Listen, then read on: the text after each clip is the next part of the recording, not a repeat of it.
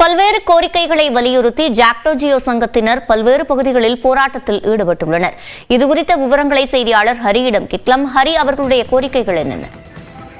காயத்ரி, திமுக அரசு கடந்த 2021ஆம் ஆண்டு கொடுத்த தேர்தல் வாக்குறுதிப்படி அரசு ஊழியர்களுக்கு பழைய ஓய்வூதிய திட்டத்தை அமல்படுத்த வேண்டும் உள்ளிட்ட பல்வேறு கோரிக்கைகளை வலியுறுத்தி மாநிலம் முழுவதும் மாவட்ட தலைநகரங்களில் மாபெரும் உண்ணாவிரத போராட்டம் என்பது நடைபெற்று வருகிறது. சுமார் காலை 10 மணி தொடங்கி மாலை 5 மணி வரை இந்த போராட்டம் என்பது நடைபெற இருக்கின்றது.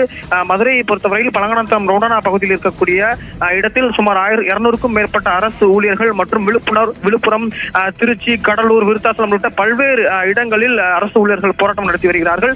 குறிப்பாக அரசின் பல்வேறு துறைகளில் 30 விழுக்காட்டிற்கு மேலாக காலியாக உள்ள பணியிடங்களை நிரப்புவதற்கான நடவடிக்கைகளை உடனடியாக மேற்கொள்ள வேண்டும்.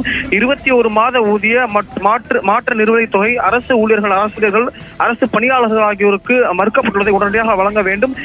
சாலை பணியாளர்களின் 41 மாத பணி நீக்க காலத்தினை சென்னை உயர்நீதிமன்ற ஆணையின்படி பணிக்காலமாக முறைப்படுத்தி உத்தரவு வழங்க வேண்டும் உள்ளிட்ட 10 அம்ச கோரிக்கைகளை முன்னிறுத்தி இந்த போராட்டம் என்பது நடைபெற்று வருகிறது.